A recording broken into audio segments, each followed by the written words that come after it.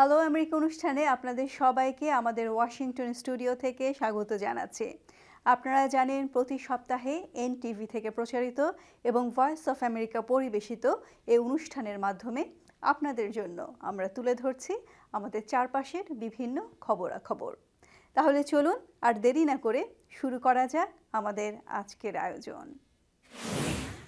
সম্প্রতি যুক্তরাষ্ট্রের সাবেক প্রেসিডেন্ট জর্জ এইচ.ডব্লিউ. বুশ 94 বছর বয়সে প্রয়াত হয়েছেন। টেক্সাসে তাকে সমাহিত করা হয়েছে। তিনি 4 বছর প্রেসিডেন্ট হিসেবে দায়িত্ব পালন করেন। তার জীবনের বিভিন্ন দিক নিয়ে ভয়েস অফ আমেরিকার সাংবাদিক জিম মেলনের সাথে কথা বলেছেন আহসানুল হক। আপনারা হয়তো অনেকেই জানেন যে সম্প্রতি যুক্তরাষ্ট্রের 41তম প্রেসিডেন্ট জর্জ এইচ.ডব্লিউ. বুশ প্রয়াত হয়েছেন। তাকে কিছুদিন রাখা হয়েছিল ক্যাপিটল হিলে, সেখানে তার মরদেহ শায়িত ছিল এবং তারপর তাকে শেষকৃত্য অনুষ্ঠানের পর সমাহিত করা হয় টেক্সাসে জর্জ এইচ.ডব্লিউ. বুশ প্রেসিডেন্সিয়াল লাইব্রেরির প্রাঙ্গণে।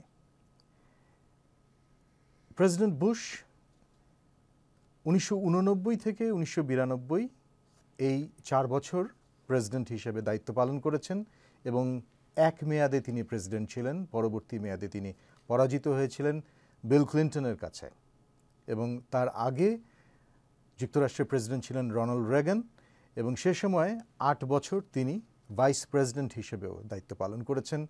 তার আগে তিনি সিআইএর পরিচালক হিসেবে দায়িত্ব পালন করেছেন। এছাড়াও তিনি একসময় কংগ্রেসম্যান ছিলেন। তারও আগে তিনি তেল ব্যবসা করেছিলেন এবং তেলের ব্যবসায় তিনি অত্যন্ত ভালো করেছিলেন, সফল হয়েছিলেন।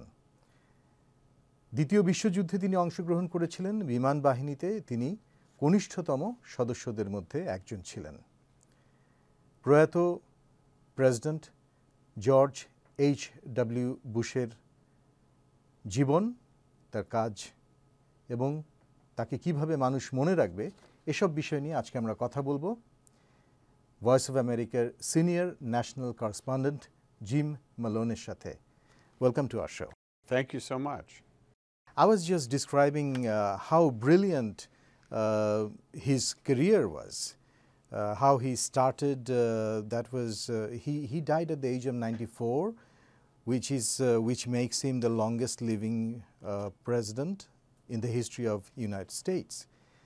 And he was a successful businessman. He was one of the youngest aviators during Second World War. And then he went to Yale University and he became a congressman and director of CIA, vice president for 8 years, and then president. So it's a brilliant career. How do you think he will be remembered? Well, what you've outlined is that he was clearly, in terms of American history, one of the best prepared people to become president. He was a diplomat in China. He was head of the CIA. He served in Congress briefly.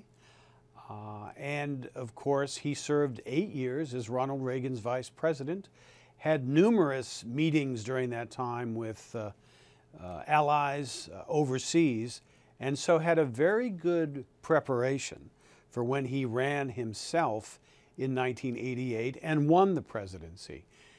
And of course, we also know from history that he has quite a record of accomplishment in terms of foreign policy goals and achievements, not the least of which was the end of the Cold War, how we went from an adversary of the Soviet Union to working with the new state of Russia, the assimilation of the two Germanys. These were enormous challenges at the time, which we've glossed over, mainly because he helped to make them so smooth. And of course, the other memorable thing from his presidency in terms of foreign policy was the first Gulf War, the eradication of Iraq out of Kuwait, but more so the way he went about building a coalition of international partners, including some from the Middle East, to confront Iraq about that. Saudi Arabia. Yes, something that today would seem a lot more difficult for any president to try to undertake. Right, yes. The first Gulf War that you just mentioned, that was when Iraq invaded Kuwait, and it was a little more than a month, within a little more than a month, Iraq was defeated and Kuwait was free again. That was certainly one big thing in his CV. And as we know from history, not only did he quickly move Iraqi forces out of Kuwait, he chose not to do some long occupation of Iraq or go after and try to take out of power Saddam Hussein at that time. We also know that his son, when he became president, did launch an invasion of Iraq some years later, and that led to a very lengthy conflict and a difficult time for the U.S. in Iraq. But I think the country was quite impressed with the handling of the liberation of Kuwait and the fact that at that time the U.S. did not become entrenched in a longer-term conflict in Iraq. The country was so impressed, by the way, that in 1991, in the months after the Gulf War ended, President Bush's approval rating in the polls was up past 90%. That's probably the highest recorded figure for any president in terms of his approval rating. That is the thing. I still remember clearly when in 1992 the presidential debate was going on between him and Ross Perot and Bill Clinton. And Bill Clinton looked so young and handsome in contrast, and George H.W. Bush, as you mentioned, that he was probably the best prepared president. Still, and also his success in so many fields, he lost that election. So what really happened? Why he lost? He was caught between two sort of opposing forces at that time. In his own Republican Party, there was a growing split with conservatives wanting less compromise with Democrats, wanting to hold the line, particularly on taxes and government spending. And the president at that time entered into an agreement with Democrats, working across bipartisan lines, to craft a budget agreement in 1990 that effectively broke his promise from 1988 not to raise taxes. That angered people in his own Republican Party on the far right, and he also was caught between the forces represented by Bill Clinton on the Democratic side.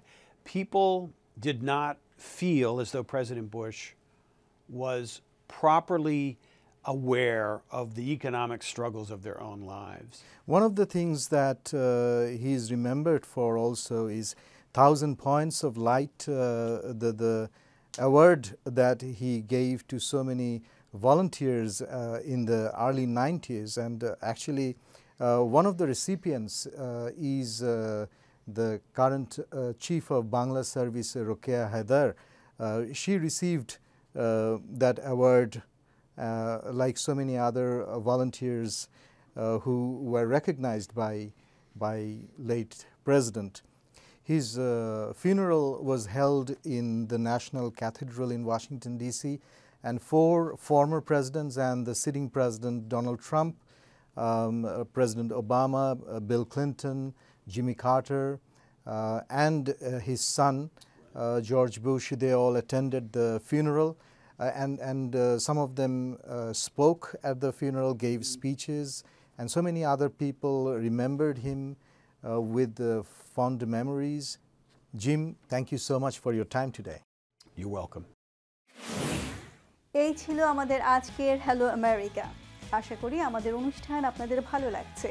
এই অনুষ্ঠান নিয়ে যদি আপনাদের কোনো প্রশ্ন ও মন্তব্য থাকে তাহলে আপনারা আসতে পারেন আমাদের ফেসবুক ফ্যান পেজে।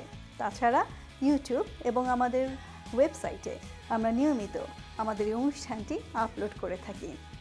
দেখা হবে আগামী সপ্তাহে। আজ এখানেই বিদায় চাইছি। আমি Sabrina Chowdhury. Voice of America.